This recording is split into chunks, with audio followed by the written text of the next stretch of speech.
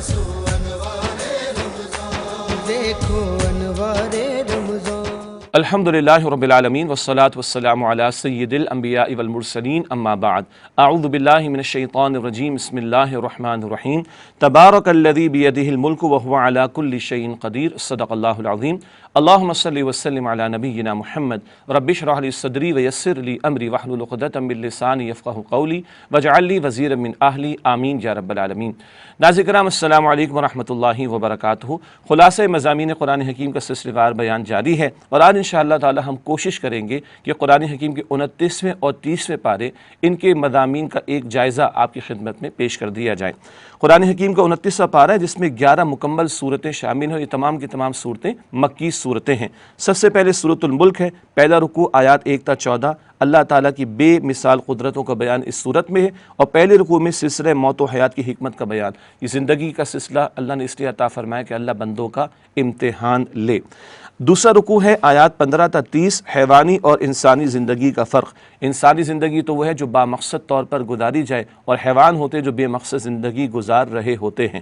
اللہ تعالیٰ کی قدرتوں کو بیان کر کے انسانوں کی مقصدیت کی طرف توجہ دلائی گئی، اور قیامت برپا ہوگی اس کا بھی تذکرہ اس مقام پر آیا ہے۔ اس کے بعد سورۃ القلم ہے، 29واں پارہ، نبی کریم صلی اللہ علیہ وسلم کی عظمت اور مخالفین کی ذلت کا بیان۔ پہلا رکوع ہے آیات 1 تا 33۔ نبی اکرم صلی اللہ علیہ وسلم اخلاق کے بلند ترین مرتبے پر ہیں۔ مخالفین کے برے کردار کا اور بری صفات کا تذکرہ کر کے حضور کی شان بیان کی گئی، وَإِنَّكَ لَعَلَىٰ خُلُقٍ عَظِيمٍ، اور اے نبی صلی اللہ علیہ وسلم آپ تو اخلاق کے بلند ترین مرتبے پر فائز ہیں۔ اس کے بعد اللہ نے ایک واقعہ ذکر کر کے مشرکین مکہ کو عبرت دلائی ہے کہ تم اپنے مال پر نہ اترانا، پہلے بھی مال والوں کو اللہ تعالیٰ نے ہلاک کر دیا، یہ مال پر اترانے والے برباد ہوں گے، عذاب میں مبتلا ہوں گے، اور سب سے بڑا عذاب تو وہ آخرت کا عذاب ہے۔ دوسرا رکوع سورہ قلم کا آیات 34 تا 52، جان بوجھ کر نماز چھوڑنے والوں کی ذلت۔ قیامت کا تذکرہ، جہنم والوں سے پوچھیں گے جنت والے کیا شے تمہیں قیامت کا تذکرہ ہے۔ اللہ سبحانہ وتعالیٰ یہ فرما رہا ہے کہ کچھ لوگوں کو سجدہ کرنے کا حکم دیا جائے گا مگر وہ سجدہ نہیں کر سکیں گے۔ جو آج دنیا میں نہیں جھکا وہ کل قیامت کے دن جھکنا چاہے گا بھی تو نہیں جھک سکے گا۔ اللہ تعالیٰ اس ذلت اور رسوائی سے ہم سب کی حفاظت فرمائے۔ اس کے بعد سورۃ الحاقہ ہے، 29 پارے میں، آخرت کا ذکر مؤثر اسلوب میں۔ الحاقہ یہ بھی قیامت کا ایک نام۔ پہلا رکوع ہے آیات 1 تا 37، جیسا کردار ویسا انجام۔ ماضی کی سرکش اقوام کا تذکرہ اور ان کے برے انجام کو اللہ سبحانہ تعالیٰ نے بیان فرمایا، اور مجرمین کے لیے کیا کچھ عذاب ہوگا جہنم میں اس کا تذکرہ ہے۔ ان کو جہنم میں زنجیروں میں جکڑ دیا جائے گا، اور زخموں کا خون اور پیپ ان کو پینا ہوگی، استغفر اللہ۔ دوسرا رکوع ہے سورۃ الحاقہ آیات 38 تا 52، قرآن اللہ کا کلام اور یقینی حق ہے۔ نبی پاک علیہ السلام کے تعلق سے قرآن ذکر کر رہا ہے کہ آپ علیہ السلام نہ شاعر نہ کاہن جیسے کہ معاذ اللہ مشرکین اعتراض کرتے، بلکہ یہ اللہ کا سچا کلام ہے جو آپ صلی اللہ علیہ وسلم لوگوں کے سامنے پیش فرما رہے ہیں۔ سورۃ المعارج ہے، اچھے اور برے کردار کی وضاحت۔ رکوع نمبر 1 ہے آیات 1 تا 35، اللہ کی نگاہ میں پسندیدہ اور ناپسندیدہ کردار اس کا تذکرہ آیا ہے۔ انسان کا تذکرہ ذرا تکلیف آتی تو واویلے مچانا شروع کر دیتا ہے، لیکن صاحب ایمان لوگ جو نمازوں کے پابند ہیں ان کی اور صفات کا ذکر بھی ہے، وہ اللہ تعالیٰ کی طرف سے آنے والی آزمائشوں پر صبر کا مظاہرہ کرتے ہیں۔ ان کی صفات میں یہ بھی ہے کہ وہ نماز باقاعدہ ادا کرتے ہیں، محرومین کی امداد کرتے ہیں، اللہ کے عذاب سے ڈرتے ہیں، جنسی بے راروی سے اپنے آپ کو بچاتے ہیں، عہد و امانت کی پاسداری کا بھی اہتمام کرتے ہیں، اور اپنی نمازوں کی حفاظت کرتے ہیں۔ رکوع نمبر 2 ہے آیات 36 تا 44، نبی اکرم صلی اللہ علیہ وسلم کے دشمن ذلیل و رسوا ہوں گے۔ جن لوگوں نے آپ علیہ السلام کی مخالفت کی ان کو وعید سنائی گئی کہ وہ برے انجام سے دوچار کیے جائیں گے۔ سورہ نوح ہے، نام سے ظاہر ہے، حضرت نوح علیہ السلام کی دعوت و فریاد۔ رکوع نمبر 1 ہے آیات 1 تا 20، حضرت نوح علیہ السلام کی دعوت 950 برس تک دعوت دیتے رہے، دن میں بھی رات میں بھی، انفرادی طور پر بھی، اجتماعی طور پر بھی، پوشیدہ طور پر بھی، اعلانیہ طور پر بھی، لیکن قوم اڑی رہی اور عظیم اکثریت نے حق قبول نہیں کیا۔ رکوع نمبر 2 ہے آیات 21 تا 28، حضرت نوح علیہ السلام کی فریاد اور بد دعا۔ اللہ اکبر، ایک وقت آیا 950 برس گزر گئے، اللہ کے حضور التجا کی اللہ ان کو برباد کر دے، اب تو یہ کوئی پیدا بھی کریں گے تو فاسق اور فاجر کو ہی پیدا کریں گے، اے اللہ ان کو باقی نہ چھوڑ، اور اے اللہ ایمان والوں کو معاف فرما دے اور ان پر رحمت فرما۔ اس کے بعد سورۃ الجن، نام سے ظاہر ہے کہ جنات کے حوالے سے تذکرہ، ایک خاص واقعہ، جنات نے اسلام قبول کیا، پہلے مشرک تھے اب ایمان لے آئے تھے، ان کا تذکرہ اس مقام پر ہے۔ جنات کی ایمان افروز دعوت۔ رکوع نمبر 1 ہے آیات 1 تا 19، ایمان لانے ہی میں خیر ہے۔ جنات نے قرآن سنا، ایمان لے آئے، اور اس کی دعوت دوسروں کو بھی دینے لگے، اور اللہ تعالیٰ جنات کا ذکر کر کے انسانوں کو سمجھا رہا ہے، تم ان سے عبرت حاصل کرو اور حق کو قبول کر کے اس کے داعی اور اس کے مبلغ بننے کی کوشش کرو۔ شرک نفی ہے، صرف اللہ تعالیٰ ہی کو پکارو، اللہ کے سوا کسی اور کو نہ پکارا جائے۔ رکن نمبر 2 ہے آیات 20 تا 28، اللہ تعالیٰ کا پیغام لوگوں تک پہنچانے کی نازک ذمہ داری۔ بہت حساس معاملہ ہے، یہ ذمہ داری ادا ہو تو اللہ کے عذاب سے بچ سکیں گے۔ یہ بات نبی مکرم علیہ السلام سے کہلوائی گئی۔ اللہ تعالیٰ ہی کی پناہ اصل پناہ ہے، اگر میں یہ دعوت کا کام نہ کروں، تبلیغ کا کام نہ کروں تو پھر اللہ تعالیٰ سے کوئی بچا نہیں سکے گا۔ یہ حضور کی عاجزی کا بیان اور ہمارے رہنمائی کے عذاب سے بچنے کے لیے بہت ضروری ہے کہ دعوت دین کے فریضے کو انجام دینے کی کوشش کی جائے۔ اس کے بعد سورۃ المزمل، تزکیہ نفس کے لیے قرآن کا لائے عمل۔ پہلا رکوع ہے آیات 1 تا 19، تزکیہ نفس کے لیے ہدایات۔ اول دور کی وحی ہے جو نبی اکرم علیہ السلام کو عطا کی گئی۔ دعوت و تبلیغ کا بڑا کٹھن مرحلہ آ رہا ہے اور بڑی مشکل بھاری ذمہ داری آ رہی، اقامت دین کی جد و جہد آ رہی۔ رات کو اللہ کے حضور قیام کیجئے، تہجد کی نماز، ورتل القرآن ترتیلا، ترتیل سے قرآن کی تلاوت کیجئے، ہر ایک سے کٹ کر اللہ تعالیٰ کی طرف یکسو ہو جائیے۔ حضور کے ذریعے امت کو تعلیم عطا کی گئی۔ مجرمین کا بیان ہے کہ وہ آگ میں ڈالے جائیں گے اور برباد کر دیے جائیں گے۔ اس کے بعد دوسرا رکوع ہے آیت نمبر 20، ایک ہی رکوع ہے، ایک پورا رکوع ہے جو ایک آیت پر مشتمل ہے۔ قیام اللیل کے حکم میں تخفیف۔ پہلے تو یہ نماز فرض کے درجے میں تھی، ہم جانتے ہیں، بعد میں امت کے لیے نفل کے درجے میں آگے جب 5 وقتہ نماز کی فرضیت کا معاملہ آ گیا اور 1/3 رات کم از کم حضور قیام فرماتے ہی ذکر آیا تھا، لیکن اللہ تعالیٰ نے تخفیف فرمائی کہ بہرحال کچھ معاش کی محنت کرنے والے ہوں گے، کچھ راہ خدا میں جہاد کرنے والے ہوں گے اور کچھ اور مصروفیات کا معاملہ بھی ہوگا، تو فقرؤ ما تیسر من، جو تم سے سہولت سے ہو سکے تم نماز تہجد کا اہتمام کرو۔ اللہ مجھے آپ کو ہم سب کو توفیق عطا فرمائے۔ اس کے بعد سورۃ المدثر ہے، ایمان بالآخرت کا مؤثر بیان۔ رکوع نمبر 1 آیات 1 تا 31، اللہ کی بڑائی قائم کرنے کا حکم۔ اس کی ابتدائی 7 آیات بھی اولین دور کی وحی ہے جو نبی علیہ السلام کو عطا کی گئی۔ آپ کا انقلابی مشن کیا ہے؟ لوگوں کو اللہ کے عذاب سے ڈرائیں، وَرَبَّكَ فَكَبِّرْ، اور رب کی بڑائی کا بول بالا کیجیے، رب کے احکام کے نفاذ کی جد و جہد کیجیے۔ اللہ کے پیارے نبی علیہ السلام کو اس کا حکم، اور آج یہ حکم امت کے لیے ہے کہ دین کی دعوت و تبلیغ کا کام بھی کیا جائے اور اللہ کی بڑائی کے نفاذ کے لیے جد و جہد کی جائے۔ دوسرا رکوع ہے آیات 32 تا 56، جہنم میں لے جانے والے جرائم۔ جنت والوں کا جہنم والوں سے مکالمہ۔ جنت والے پوچھ رہے جہنم والوں سے کیا شے تمہیں جہنم میں لے گئی؟ وہ کہیں گے ہم نماز ادا کرنے والے نہیں تھے، ہم مسکینوں کو کھلانے والے نہیں تھے، ہم کھیل تماشے میں پڑے رہے، ہم نے آخرت کو فراموش کر دیا۔ یہ جرائم ہیں اہل جہنم کے۔ اللہ تعالیٰ میں حقوق اللہ، حقوق العباد دونوں ادا کرنے کی توفیق عطا فرمائے۔ اس کے بعد سورۃ القیامہ، نام سے ظاہر ہے، قیامت کے مناظر کا بیان۔ رکوع نمبر 1 آیات 1 تا 30، انکار آخرت کی زوردار نفی۔ اللہ تعالیٰ فرماتا ہے کہ اللہ قیامت کو برپا کرنے پر قادر ہے اور انسان کے پور پور کو درست کر دینے پر قادر ہے۔ انسان کے باطن میں نیکی بدی کا شعور ہے، اس کا احساس رکھتا ہے انسان، اور اسی کا تقاضا ہے کہ قیامت برپا ہو۔ نبی پاک صلی اللہ علیہ وسلم کو یہ بھی تسلی عطا کی گئی، قرآن کا پڑھا دینا، جمع کر دیا جانا اللہ تعالیٰ کے ذمہ ہے، آپ تسلی رکھیے۔ اور بتایا گیا کہ موت کی سختی تو آ کر رہے گی اور جانے والا سمجھ لے گا کہ جانے کا وقت آ گیا۔ اللہ ہم سب کو موت کی سختی سے محفوظ رکھے۔ دوسرا رکوع ہے سورہ قیامہ، آیات 31 تا 40، کیا انسان سے حساب کتاب نہ ہوگا؟ سرکش انسان کا تذکرہ ہے جس نے حق قبول نہیں کیا۔ بتایا گیا کہ انسان یہ سمجھے گا کہ اس کو یوں چھوڑ دیا جائے گا، قطعاً ایسا نہیں، ہر ایک کو کھڑا کیا جائے گا، اور وہ اللہ جس سے تمہیں پیدا فرمائے قطرے سے، وہ تمہیں دوبارہ پیدا کرنے پر بھی قادر ہے۔ سورۃ الدہر ہے، ناشکری اور شکر گزاری کا نتیجہ۔ بڑا پیارا مقام ہے، اللہ نے کنٹراسٹ عطا فرمایا، گو کہ اس صورت میں اہل جنت کی صفات اور ان کے خوبصورت حسین انجام کا بیان زیادہ، اور نعمتوں کا بیان بہت زیادہ ہے۔ ناشکری اور شکر گزاری کا نتیجہ یہ اس کا موضوع ہے۔ سورہ دہر کا پہلا رکوع آیات 1 تا 22، شکر گزاری کی راہ اور حسین انجام۔ بتایا گیا کہ اللہ تعالیٰ نے انسان کو نیکی بدی کا شعور دیا، جو چاہے شکر گزار بنے، جو چاہے ناشکرہ بنے۔ نیکی پر چلنے والوں کے لیے جنت کی نعمتوں کا بیان ہے۔ یہ وہ لوگ تھے جو اللہ کی رضا کی خاطر دوسروں کو کھلاتے تھے، اخلاص سے نیت کا بیان بھی ہے۔ ان کے مختلف مشروبات ہیں، پسندیدہ غذائیں ہیں، شراب پاکیزہ ان کو عطا فرمائی جائے گی، اس کے مختلف فلیورز کا اللہ تعالیٰ نے ذکر فرمایا، اور اللہ سبحانہ وتعالیٰ نے ان کے حسین انجام کو بڑی وضاحت کے ساتھ عطا فرمایا ہے۔ اللہم انا نسألک جنت الفردوس، اے اللہ ہم تجھ سے جنت الفردوس کا سوال کرتے ہیں۔ رکوع نمبر 2 ہے، آیات 23 تا 31، نیکی کی توفیق اللہ ہی کی طرف سے ملتی ہے۔ بتا دیا گیا کہ دیکھو کچھ لوگ وہ ہیں جو آخرت کے مشکل دن کو بھلائے بیٹھے ہیں، اور بہرحال اصل بات تو یہ ہے کہ آدمی آخرت کی فکر کرے، اور آخرت کی فکر وہی کرے گا جس کو کچھ احساس بھی ہوگا، اور یہ اللہ تعالیٰ ہی کی توفیق سے ممکن ہوگا۔ چنانچہ اللہ تعالیٰ ہی سے خیر میں، نیکیوں میں آگے بڑھنے کی توفیق مانگنی چاہیے۔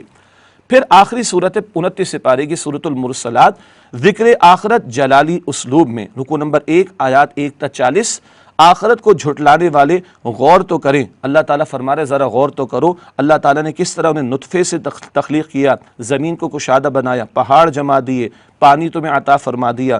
ایسی قدرت رکھنے والا اللہ سبحانہ وتعالیٰ انسانوں کو دوبارہ پیدا کرنے پر یقیناً قادر ہے۔ دوسرا رکوع ہے آیات 41 تا 50، متقین اور مجرمین کا انجام۔ مستقل ان آخری 2 پاروں میں 29 سے 30 پارے میں مستقل آخرت کا تذکرہ اور قیامت کا بیان، جنت و جہنم کا تذکرہ آ رہا ہے۔ یہاں بھی ذکر ہے کہ جو متقین ان کو جنت کی ٹھنڈی چھاؤں اور خوش ذائقہ مشروبات و لذیذ میں وجات عطا ہوں گے، اور جبکہ جو مجرمین ہیں ان کے لیے تو معاملہ ہے کہ وقتی دنیا کا فائدہ اٹھا لو، لیکن کل جہنم کے عذاب میں تمہیں مبتلا کیا جائے گا۔ ویل یومئذ للمکذبین، تباہی بربادی ہلاکت ہے اس سے جھٹلانے والوں کے لیے۔ یہ آیت بھی اس سورت میں 10 مرتبہ دہرائی گئی ہے۔ اس کے بعد قرآن حکیم کا آخری اور 30واں پارہ ہے۔ اکثر بیان آخرت کے حوالے سے، قیامت کے حوالے سے ہے، بس اسی کے چند نکات ہم آپ کے سامنے رکھیں گے۔ جو 30واں پارہ ہے سورہ نمل سے شروع ہوتا ہے، اور اس 30ویں پارے میں 37 صورتیں شامل ہیں۔ الحمدللہ ایک بہت بڑا گلدستہ ہے صورتوں کا جو آخری پارے میں ہمارے سامنے آتا ہے۔ سورہ نبا سب سے پہلی صورت ہے آخری پارے کی، فانی دنیا اور ابدی آخرت کا بیان۔ رکوع نمبر 1 آیات 1 تا 30، دنیا کی نعمتیں فانی ہیں۔ اللہ سبحانہ وتعالیٰ فرما رہے کہ عظیم خبر، قیامت کے بارے میں یہ لوگ اختلاف کر رہے ہیں، دیکھو اللہ تعالیٰ نے کس قدر نعمت عطا فرمائی، لیکن جو کچھ عطا فرمایا یہ فانی چند روزہ ہے، اور قیامت جو کہ برپا ہونے والی ہے اور فیصلے کا دن آنے والا ہے، اور طے شدہ وقت پر وہ فیصلے اللہ تعالیٰ کی طرف سے قیامت کے دن کر دیے جائیں گے۔ دوسرا رکوع آیات 31 تا 40، میدان حشر کا منظر بتایا گیا کہ اس دن متقین کو بھرپور ان کا حساب انعام کے طور پر عطا کیا جائے گا۔ مراد یہ کہ بہترین انجام ہوگا، ان کی دنیا کی محنتوں کا بدلہ ان کو عطا کیا جائے گا۔ فرشتے صفے باندھے کھڑے ہوں گے، اور مجرمین چاہیں گے کہ کاش وہ مٹی ہوتے، ان کو دوبارہ حساب کتاب کے لیے کھڑا نہ کیا جاتا۔ سورۃ النازعات ہے، قیامت کا عبرت انگیز بیان۔ رکوع نمبر 1 آیات 1 تا 26، موت اور قیامت کے مناظر بتا دیا گیا کہ اللہ سبحانہ تعالیٰ نے فرشتوں کی قسم اٹھا کر یہ بات بیان فرمائی کہ انسان کو بالآخر موت آنی ہے، اور بڑی سختی کے ساتھ مجرمین کی روح نکالی جاتی ہے۔ اللہ تعالیٰ اس برے انجام سے ہم سب کی حفاظت فرمائے۔ قیامت کا دن ہوگا، مجرمین پر دہشت طاری ہوگی۔ رکوع نمبر 2 ہے آیات 27 تا 46، روز قیامت کیا ہوگا اس کا تذکرہ ہے۔ سور پھونکا جائے گا، بڑی تباہی آ جائے گی، اور انسان یاد کرے گا جو کچھ اس نے عمل کیا۔ جس نے اللہ کا تقوی اختیار کیا اور نفس کی خواہش کی پیروی سے اپنے آپ کو روکا، اس کے لیے جنت، اور جو اس کے برعکس دنیا کا بندہ غلام بنا رہا، نفس کا غلام بنا رہا، اس کے لیے جہنم کا ٹھکانہ ہوگا۔ سورہ عبس ہے، عبس وتولی، اللہ کے احسانات اور انسانوں کی ناشکری کا بیان۔ اب ایک ایک رکوع کا بیان ہے تمام صورتوں میں۔ اللہ کے احسانات اور انسانوں کی ناشکری کا بیان۔ اللہ کے پیارے نبی علیہ السلام کے صحابی عبداللہ ابن ابی مکتوم رضی اللہ تعالیٰ عنہ کا تذکرہ، نابینا تھے، مشرکین کے سردار نے کچھ ان کو حقیر سمجھنا چاہا، اللہ تعالیٰ نے پیارے صحابی کی دلجوئی فرما کر حضور کو التفات فرمانے کو کہا، اور کہا کہ آپ اپنے پیارے صحابہ کو ترجیح دیں ان مشرکین کے سردار کے مقابلے میں۔ اللہ تعالیٰ کی نعمتوں کا بیان ہے، اور بتایا گیا کہ یہ قرآن تو اللہ تعالیٰ کی طرف سے ایک نصیحت ہے، جو چاہے اس سے فائدہ اٹھا لے۔ قیامت کا دن ہوگا، سور پھونکا جائے گا، اور اس دن کی سختی کا بیان۔ انسان اپنے بھائی، اپنی ماں، اپنے باپ، اپنی بیوی، اپنی اولاد سے دور بھاگے گا۔ ہر ایک کو ایک فکر لاحق ہوگی، وہ ساری فکروں سے آزاد کر دے گی کہ کاش مجھے جہنم کے عذاب سے بچا لیا جائے۔ سورۃ التکویر، انکار رسالت کے ذریعے عمل سے گریز کا بیان۔ رسولوں کو کیوں نہیں مانتے تھے لوگ؟ کیونکہ وہ فرما برداری اختیار نہیں کرنا چاہتے تھے، اس کا تذکرہ بھی ہے۔ قیامت کے برپا ہونے کے مناظر کا بیان ہے، سورج کو لپیٹ دیا جائے گا، ستارے مان پڑ جائیں گے، پہاڑ چلا دیے جائیں گے۔ یہ سارا بیان کرنے کے بعد اللہ نے فرمایا کہ زندہ کی ہوئی زندہ دفن کی گئی بچی سے بھی سوال ہوگا، کس جرم اس کو جو ہے وہ قتل کر دیا گیا۔ ہر ایک عمل پیش ہوگا، اور لوگوں کو اللہ سبحانہ تعالیٰ کے سامنے حاضر ہونا ہوگا۔ قرآن حکیم اللہ کا کلام ہے، جبریل امین علیہ السلام کے ذریعے وہ نبی اکرم صلی اللہ علیہ وسلم کو عطا کیا گیا۔ یہ کہ یاد دہانی قرآن جو چاہے اس سے فائدہ اٹھا لے اور سیدھا راستہ اختیار کر لے۔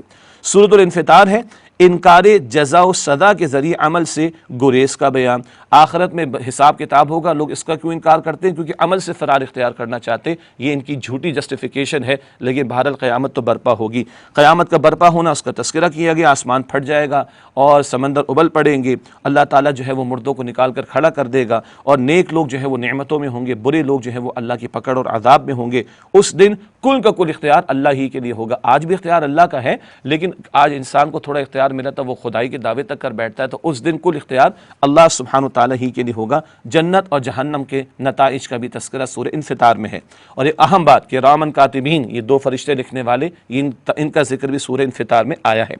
سورۃ المطففین ہے، سرکشوں اور نیکوکاروں کا انجام۔ بتایا گیا کہ ناپ تول میں کمی کرنے والوں کے لیے تباہی ہے، اپنا لیتے حصہ تو پورا دینے کے بعد آتی ہے تو اس میں ڈنڈی مارتے۔ یہ کون ہے؟ جو آخرت کا یقین نہیں رکھتے۔ سرکشوں کو جہنم میں پھینک دیا جائے گا اور بتایا جائے گا یہ جس کو تم انکار کرتے تھے آج تم نے سزا کو بھگت لیا۔ جبکہ نیک لوگ اللہ کی نعمتوں میں ہوں گے، جنت میں لطف اندوزی کی روش اختیار کریں گے۔ اور دنیا میں جن ایمان والوں کا سرکشوں نے، باغیوں نے، کافروں نے مذاق اڑایا، کل اللہ ایمان والوں کو موقع دے گا کہ وہ ان کفار کا مذاق اڑائیں گے۔ یہ ذکر بھی سورت کے آخر میں آتا ہے۔ سورۃ الانشقاق ہے، اللہ کے سامنے حاضری کا بیان۔ اس سورت کے آغاز میں بھی اللہ تعالیٰ نے کچھ قیامت کے مناظر کا تذکرہ فرمایا اور پھر بتایا گیا کہ ہر انسان کو مشقت تو جھیلنی، دنیا میں مشقت تو ہے، لیکن بالآخر ہر ایک کو اللہ سبحانہ وتعالیٰ کے سامنے پیش ہونا ہے۔ دائیں ہاتھ میں نام اعمال جنہیں ملے گا ان کا حساب آسان ہوگا، اللہ ہمیں ان میں شامل فرمائے۔ اور کچھ کو پیٹھ کے پیچھے سے دیا جائے گا، لینا نہیں چاہیں گے تو ان کو پیچھے سے تھمایا جائے گا، اور یہ وہ لوگ ہوں گے جنہوں نے اپنی دنیا کے مقصد کو، زندگی کے مقصد کو فراموش کیا، کل وہ جہنم کی پکڑ میں ہوں گے۔ اللہ تعالیٰ اس برے انجام سے ہم سب کی حفاظت میں فرمائے، حفاظت میں رکھے اور جہنم سے محفوظ رکھے۔ اس کے بعد سورۃ البروج، اہل حق کی تحسین اور اہل باطل کی مذمت۔ ماضی کے اقوام میں سے ایک واقعہ اہل ایمان کا، جب مشرکوں نے، کافروں نے ایمان والوں کو مجبور کیا اور خندقوں میں پھینکنا چاہا تو ایمان والوں نے استقامت کا مظاہرہ کیا، اللہ تعالیٰ نے ان کا تذکرہ فرمایا اور وہ مجرمین جو مسلمانوں پر ظلم و ستم کرتے ہیں ان کے لیے اپنے عذاب کا ڈراوا سنایا ہے۔ یہ بھی بتا دیا کہ اللہ کی پکڑ بہت ہی سخت ہے، وہ مجرمین کو عذاب دے گا، اور جنہوں نے ایمان اور نیک عمل کی روش اختیار کی وہ اللہ تعالیٰ کی رحمتوں میں ہوں گے، اللہ تعالیٰ ان کو بہترین انعامات سے نوازے گا۔ سورۃ الطارق ہے، آخرت کے حوالے سے شبہات کا جواب۔ بتایا گیا کہ ہر انسان پر ایک نگراں موجود ہے، اور اللہ سبحانہ و تعالیٰ فرماتا ہے کہ جس طرح اللہ نے نطفے سے انسان کو پیدا کیا وہ دوبارہ پیدا کرنے پر بھی قادر ہے۔ قرآن کے بارے میں بتایا کہ یہ فیصلہ کن کلام ہے، وما ہوا بالہزل، کوئی بیکار شے نہیں، یہ ہمارے لیے زندگی موت کا معاملہ، اسے تھامیں گے تو عروج اور کامیابی ہے، اس کو فراموش کریں گے تو بذلت اور رسوائی ہے۔ سورۃ الاعلیٰ ہے، ذکر، صبر اور تذکیر کی تلقین، اللہ کی تسبیح کا تذکرہ بھی آتا ہے، اور یہ قرآن ایک نصیحت قرار دیا گیا۔ بتایا گیا کہ جو اپنے نفس کا تزکیہ کر لے وہی کامیاب ہونے والا ہے، اور جو اللہ کا ذکر کرے اور اللہ سبحانہ وتعالیٰ کے لیے نماز ادا کرے یہ لوگ کامیاب ہونے والے ہیں۔ آخرت کی فکر کا ذکر صحف ابراہیم میں بھی ہے، صحف موسیٰ میں بھی ہے، وہی تعلیم قرآن کریم بھی عطا کر رہا ہے۔ پھر سورۃ الغاشیہ ہے، توحید اور آخرت کی یاد دہانی۔ اللہ تعالیٰ فرما رہا ہے کہ قیامت کے دن مجرمین کے چہرے جھکے ہوئے ہوں گے، یہ بدنصیب جہنم میں ڈالے جائیں گے، کھولتا ہوا پانی ان کو پینے کو دیا جائے گا، کانٹے دار جھاڑیاں کھانے کو دی جائیں گے، استغفر اللہ۔ اور اہل ایمان کے بارے میں ذکر، ان کے چہرے روشن دمکتے ہوں گے، وہ دنیا میں جو محنتیں کر آئے آج اس پر وہ کامیاب ہوں گے، مطمئن ہوں گے، اور جنت کی دائمی نعمتیں ان کو عطا کی جائیں گی۔ اونٹ پر غور کرو، پہاڑوں پر غور کرو، زمین پر غور کرو، آسمان پر غور کرو، اللہ کی قدرت کی نشانیاں غور کر کے اللہ سبحانہ و تعالیٰ کو پہنچاؤ۔ جو لوگ مجرمین ہیں اللہ تعالیٰ کہتے ہیں ان سے حساب لینے کے لیے ہم ہی کافی ہیں۔ سورۃ الفجر ہے، دنیا پرستوں کی شدید مذمت کا بیان۔ روحانی برکات کا ذکر اللہ تعالیٰ نے سورت کے آغاز میں فرمایا، اور سابقہ سرکش قوم عاد ثمود وغیرہ ان کی تباہی کا ذکر ہوا۔ بتایا گیا بندے کو مال دیا جاتا ہے تو یہ بھی امتحان کے لیے، اور اگر لے لیا جائے کم دیا جائے وہ بھی امتحان کے لیے۔ لیکن مجرمین کا معاملہ کیا ہے؟ یتیموں کا مال ہڑپ کر کے کھا جاتے ہیں اور مال کی بڑی شدید محبت رکھتے ہیں۔ یہ وہ لوگ ہیں جو آخرت کو بھلا بیٹھے، آخرت برپا ہو کر رہے گی، اس دن مجرم چاہے گا کاش میں نے اپنے کچھ آگے کا سامان کیا ہوتا۔ اور جنہوں نے دنیا میں بامقصد زندگی گزاری اللہ تعالیٰ فرمائے گا فادخلی فی عبادی وادخلی جنتی، داخل ہو جاؤ میرے بندوں میں اور داخل ہو جاؤ میری جنت میں۔ اس کے بعد سورۃ البلد ہے، اللہ کی راہ میں صدقہ و خیرات کی پسندیدہ صورت کا بیان۔ بتایا گیا ہے کہ دیکھو اگر تم کردار کی بلندی چاہتے ہو تو تمہیں راہ خدا میں خرچ کرنا ہوگا، غلاموں کو آزاد کرانا، یتیم مسکین کو کھانا کھلانا، یہ مال کی محبت دل سے نکلے گی تو تمہیں کردار کی بلندی میسر آ سکے گی۔ بتایا گیا ہے کہ دیکھو اللہ تعالیٰ کی راہ میں مال خرچ کرو گے تو دل کی صفائی بھی ہوگی اور اللہ تعالیٰ کا قرب حاصل ہوگا۔ اور یہ قرآن اس کے بارے میں بتایا گیا کہ جو بد نصیب اس سے ہدایت حاصل نہیں کر رہے کل وہ جہنم کے عذاب کا مزہ چکھیں گے۔ اللہ تعالیٰ جہنم کے عذاب سے ہم سب کی حفاظت فرمائے۔ سورۃ الشمس، کون کامیاب ہے اور کون ناکام. کچھ قسمیں اللہ تعالیٰ نے بیان فرمائی اور فرمایا فَأَلْهَمَهَا فُجُورَهَا وَتَقْوَاهَا قَدْ أَفْلَحَ مَنْ زَكَّاهَا وَقَدْ خَابَ مَنْ دَسَّاهَا. انسان میں نیکی بدی دونوں صلاحیتوں کو رکھ دیا گیا. جو نیکی کی صلاحیت کو پروان چڑھے وہ کامیاب، اور جو بدی میں پڑ گیا اور روح کو اس نے آلودہ کر دیا، نفس کا غلام بن گیا، وہ ناکام ہو جائے گا. ماضی کی اقوام میں سے اللہ تعالیٰ نے قوم سمود کا تذکرہ کیا اور جنہوں نے اونٹنی کو قتل کر دیا تھا ان پر عذاب کا بیان ہے.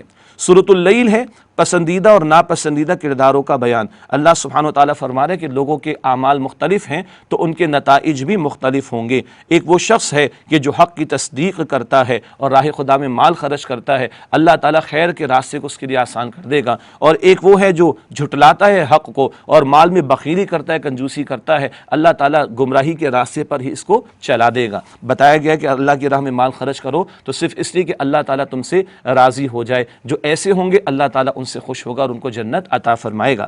سورۃ الضحیٰ ہے، نبی پاک علیہ الصلوۃ والسلام پر اللہ تعالیٰ کے انعامات کا بیان ہے. ہمارے لیے ایک بڑا پیارا نقطہ، مایوسی دور کرنے کا نسخہ. بدلتے حالات میں مشقت مشکلات آ جائیں تو ایسے حالات کو یاد کیا جائے جب اللہ تعالیٰ نے انعامات بہت دیے تھے، احسانات فرمائے تھے، تو ایک تسلی رہتی ہے. یہاں نبی مکرم علیہ الصلوۃ والسلام پر اللہ تعالیٰ کے انعامات کا بیان، اور اللہ فرماتا ہے عنقریب آپ کا رب آپ کو اتنا عطا فرمائے گا اے نبی آپ راضی ہو جائیں گے صلی اللہ علیہ وآلہ وسلم. یہ ذکر بھی جو نعمت اللہ عطا فرمائے، اللہ چاہتا ہے کہ بندہ اس کا اظہار کرے، تکبر نہیں، اللہ تعالیٰ خوش ہوتا ہے کہ بندے کو نعمت عطا ہوئی اور بندے نے شکر گزاری بھی کی اور بندہ اس کا اظہار بھی کرے، اس کی بھی تعلیم دی گئی. سورۃ الانشراح ہے، الم نشرح لک صدرک. نبی اکرم صلی اللہ علیہ وسلم کی مشکل آسان کرنے کا بیان. حضور علیہ الصلوۃ والسلام میں بڑی بھاری ذمہ داری ڈالی گئی، دعوت دین کی اور اقامت دین کی جد و جہد کی. اللہ تعالیٰ فرماتا فإن مع العسر یسرا، یقیناً مشکل کے ساتھ آسانی ہے. اور پھر اللہ کی مدد اپنے رسول علیہ السلام کو عطا ہوئی اور دین غالب بھی ہوا. ہم سب کے سامنے بات موجود ہے. سورۃ التین ہے، انسان کی عظمت کا بیان. اللہ تعالیٰ نے کچھ قسمیں بیان فرمانے کے بعد انسان کی عظمت کو ذکر کیا. فی احسن تقویم، بہترین ساخت میں انسان کو پیدا کیا. مگر یہ کون سا انسان ہے جو روح کو پہچانے، اس کے تقاضوں کو پورا کرے، اور جو روح کے تقاضوں کو فراموش کر دے. اسی صورت میں آگے فرمایا کہ پستی کی انتہا میں پھر اللہ تعالیٰ ایسے لوگوں کو پہنچا دے گا. سورۃ العلق ہے، علم حاصل کرنے کی فضیلت. پہلی وحی 5 آیات اس سورت کی نبی علیہ السلام کو عطا کی گئی. پڑھا ضرور جائے مگر بسم ربک، اپنے رب کے نام سے پڑھو، اس کا تذکرہ ہے. آگے چل کر اللہ تعالیٰ نے سرکشی کا تذکرہ کیا. ابو جہل جیسے لوگوں کا بیان جو حق کی راہ میں رکاوٹ ڈالتے ہیں، نبی علیہ الصلوۃ والسلام کے کاموں میں اور ان کی محنت میں رکاوٹ ڈالتے ہیں، ان سے نمٹنے کے لیے اللہ تعالیٰ کافی ہے. سورۃ القدر، قدر والی رات کی عظمت کا بیان. نزول قرآن کی وجہ سے قدر کی رات افضل ہے اور 1000 مہینوں سے افضل ہے. تقدیروں کو بدلنے والی کتاب اس رات میں اللہ نے عطا فرمائی. تو عظمت قرآن کی ہے جس کی وجہ سے قدر کی بھی رات کی عظمت ہے. اور مطلع الفجر، صبح صادق طیب رات سراسر سلامتی والی ہے.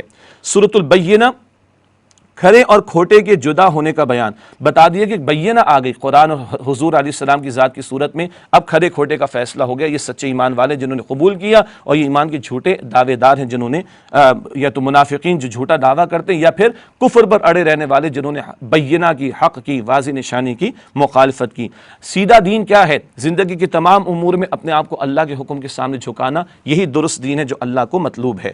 سورہ زلزلہ یا سورہ زلزال اس کا نام. روز قیامت زمین کی کیفیت اور کردار کا بیان. زمین ہلا دی جائے گی زلزلے کی مانند، اور جو کچھ نکال کر باہر رکھ دے گی اور اپنی خبروں کو بیان کرے گی. اور قرآن کہتا ہے ذرہ برابر بھلائی یا برائی ہوگی انسان اسے دیکھے گا. اللہ ہم سب کے حساب کو آسان فرمائے.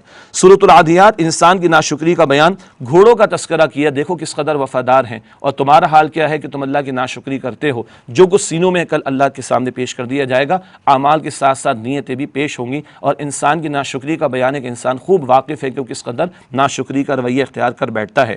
سورۃ القارعہ، روز قیامت کی ہولناک آفت کا بیان ہے. قیامت کا زلزلہ، قیامت کا برپا ہونا بہت بھاری معاملہ ہوگا. پہاڑ اڑا دیے جائیں گے. جن کے اعمال کے وزن، نیکیوں کے وزن بھاری وہ کامیاب، اور جن کے نیکیوں کے وزن ہلکے وہ ناکام ہوں گے، وہ جہنم کی آگ میں ہوں گے. سورۃ التکاثر، کثرت کی ہوس اور اس کے انجام کا بیان. ان لوگوں کا تذکرہ جو دنیا اور مال کی محبت میں ڈوب کر آخرت کو فراموش کر دیتے، عنقریب اپنے انجام سے دوچار ہوں گے، اور ہر ایک کو قیامت کے دن پیش ہونا ہے. اور ثم لتسألن یومئذ عن النعیم، لازماً تم سے نعمتوں کے بارے میں سوال ہوگا. سورۃ العصر ہے، جہنم سے بچنے کا راستہ. خسارے میں تو سب لوگ ہی ہیں، بچے گا کون؟ جو ایمان بھی لائیں، نیک عمل بھی کرے، مل جل کر ایک دوسرے کو حق کی وصیت کرے، مل جل کر ایک دوسرے کو صبر کی وصیت کرے، انفرادی طور پر بھی دین پر عمل کریں، اجتماعی طور پر بھی دین کی دعوت اور اس کے نفاذ کی جد و جہد کریں۔ یہ راستہ ہے جو اس پر چلے تو انشاءاللہ جہنم سے بچیں گے، خسارے سے بچیں گے۔ سورۃ الہمزہ، مال سمیٹ کر رکھنے والوں کے برے انجام کا تذکرہ، پست کردار کا بیان ہے۔ مال کی محبت میں ڈوبا ہوا انسان دوسروں کی برائیاں کرتا ہے، سامنے بھی پیچھے بھی، یہ سمجھتا ہے اس کا مال اس کو ہمیشہ باقی رکھے گا، ہرگز نہیں، ایسا مال پرست وہ جہنم کی آگ میں ڈالا جائے گا۔ سورۃ الفیل، ہاتھی والوں کے برے انجام کا بیان، ابرہہ کا لشکر اللہ کے گھر کے خلاف معاذ اللہ ارادہ کیا، اللہ نے لشکر کو برباد کر دیا۔ گھر اللہ کا، حفاظت اللہ فرمائے گا، اور چھوٹے چھوٹے پرندے بھیج کر اللہ نے اس کے لشکر کو تباہ کر دیا۔ رسول بھی اللہ کے، اللہ اپنے رسول کی حفاظت فرمائے گا صلی اللہ علیہ وسلم۔ سورہ قریش پر اللہ کے احسانات کا بیان، ان کی تجارت چلتی تھی، ان کو اللہ نے امن عطا فرمایا، بھوک میں کھانے کو عطا فرمایا، شکرانے کے طور پر ان کو کہا جا رہا ہے کہ انہیں چاہیے اللہ کے گھر، اس گھر کے رب کی، اللہ کی عبادت کرے، شرک سے اپنے آپ کو بچائیں۔ سورۃ الماعون ہے، جزا و سزا کو جھٹلانے والے پست کردار کا بیان، وہ گھٹیا کردار اس معاشرے کا جہاں حضور کو دعوت دین کا کام کرنا ہے، یتیموں کو دھکے دینے والے، مسکین کو کھلاتے بھی نہیں، کھلانے کی ترغیب نہیں دلاتے، پھر وہ منافقانہ طرز عمل کہ دکھاوے کی نماز ادا کرنا، یہ گھٹیا کردار کن لوگوں کا ہوتا ہے؟ جو آخرت کو فراموش کر دیتے ہیں۔ سورۃ الکوثر، نبی اکرم صلی اللہ علیہ وسلم کثرت عنایات کا بیان، کوثر عطا فرمائی، نہر کا نام بھی ہے، جنت کی حوض کوثر بھی ہے، اور خیر کثیر بھی اللہ تعالیٰ نے حضور علیہ الصلوۃ والسلام کو عطا فرمائی۔ اس نعمت پر نماز ادا کرے، قربانی پیش کرے، یعنی جان و مال کو اللہ کی بندگی کے لیے لگایا جائے، اللہ کی نعمتوں پر شکرانے کے طور پر۔ سورۃ الکافرون، کافروں سے اعلان برات، لکم دینکم ولی دین، تمہارے لیے تمہارا دین ہے، میرے لیے میرا دین ہے۔ وہ کہتے تھے ایک سال آپ ہمارے معبودوں کو مان لیں، ایک سال ہم آپ کے معبود کو مان لیں، نہ، یہ اللہ تعالیٰ کا توحید پر مبنی دین ہے، میں تو اسی پر کاربند ہوں، تمہارے لیے تمہارا مشرکانہ معاملہ، تمہارے لیے تمہارا دین اور میرے لیے میرا دین، دو ٹوک دعوت توحید کی۔ سورۃ النصر، نبی اکرم صلی اللہ علیہ وسلم کے مشن کی کامیابی کا اعلان، حسین انجام، سبحان اللہ، ورائیت الناس يدخلون فی دین اللہ افواجا، اللہ کی مدد آ جائے گی، آپ دیکھیں گے لوگ جوق در جوق اللہ کے دین میں داخل ہو رہے۔ پہلے مشرکوں کا قانون، ان کا دین چلتا تھا، توجہ رہے، اب دین اللہ کا ہو گیا، کیونکہ اللہ کے احکامات کا نفاذ ہوگا، تو اے نبی تسبیح بھی کیجئے، رب کے حضور استغفار بھی کیجئے، اور وہ بڑا توبہ قبول فرمانے والا، رحم فرمانے والا ہے۔ سورۃ المسد یعنی سورۃ اللہب، گستاخ رسول صلی اللہ علیہ وسلم، اس کے لیے شدید ترین وعید کا ذکر ہے۔ ابو لہب چچا بھی تھا، پڑوسی بھی تھا، بد کلامی اس نے کی ہے، بدترین اس نے ایذا پہنچائی نبی علیہ السلام کو، اس کو اور اس کی بیوی بھی ایذا پہنچاتی تھی، دونوں کو جہنم کی آگ میں ڈالا جائے گا۔ یہ انجام ہے گستاخی کرنے والوں کا، جو قرآن بیان کر رہا ہے، ابو لہب کا نام لے کر اور اس کی بیوی کا ذکر کر کے۔ سورۃ الاخلاص، اللہ کے لیے، اللہ کے یکتا ہونے کا بیان، اللہ اکیلا تنہا ہے اور سب اس کے محتاج ہے، وہ کسی کا محتاج نہیں، نہ باپ ہے کسی کا، نہ کسی کی اولاد، اور کوئی اس کے ہمسر اس کے جیسا نہیں۔ یہ خوبصورت تعریف توحید کی جو 4 آیات میں عطا کی گئی۔ سورۃ الفلق، خارجی شرور سے حفاظت کے لیے دعا، کچھ شرور باہر سے حملہ آور ہوتے، ہر شر سے بچنے کی التجا، من شر ما خلق، پھر وہ گروہ رات کی تاریکی کا شر، گروہ پر پھونکنے والیاں اور حسد کرنے والے کا شر، ان شرور سے بچانے والا کون؟ اللہ، اس کے حضور التجا کرنا، باہر کے شرور سے بچنے کے لیے سورہ فلق میں سکھایا گیا۔ اور پھر آخر میں سورۃ الناس، داخلی شرور سے حفاظت کی دعا، اندر کا شر بڑا ہے، الذی یوسوس فی صدور الناس، جو شیطان حملے کرتا ہے، وسوسے ڈالتا ہے، اور اس کے لوگ، اس کی پارٹی کے لوگ جنات اور انسانوں میں سے بھی، یہ اندر کا شر اور وسوسہ یہ بڑا فتنہ ہے، تو اللہ کا ذکر زیادہ ہے، اعوذ برب الناس، ملک الناس، الہ الناس، اللہ اکبر، اللہ کی عظمتوں کا بیان، کیوں؟ بڑا شر ہے تو اس عظمت والے رب کی طرف توجہ رہے کہ وہی بچا سکتا ہے۔ یہ اندر کے شروع سے بچنے کا ذکر اس مقام پر آیا۔ پھر آپ دیکھیے کہ سورہ فاتحہ، اس میں بھی دعا کا انداز، قرآن حکیم کا اختتام ہو رہا ہے، اس میں بھی دعا کا انداز، شروع میں بھی دعا، آخر میں بھی دعا، دعا ہی دعا ہے، یعنی بندہ عاجزی اختیار کرے اپنے رب کے سامنے۔ الحمدللہ ناظرین کرام، خلاصے مضامین قرآن حکیم کا یہ سلسلہ یقیناً مختصر، لیکن مقصود تھا کہ قرآن حکیم کے اہم نکات اور اس کے موضوعات وہ ہمارے سامنے آ جائیں۔ اللہ تعالیٰ سے دعا ہے کہ اللہ تعالیٰ مجھے، آپ کو، ہم سب کو قرآن حکیم سے مزید محبت نصیب فرمائے اور اس کو اچھی طرح تفصیل سے مطالعہ کریں، ترجمے کے ساتھ، تشریح کے ساتھ۔ اللہ تعالیٰ ہمارے استاد ڈاکٹر سعد احمد صاحب رحمۃ اللہ علیہ پر اپنی رحمت نازل فرمائے۔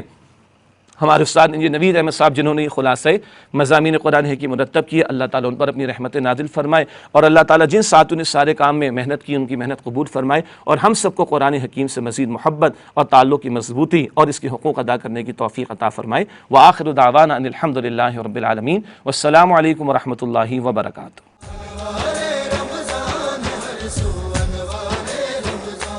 دیکھو انوار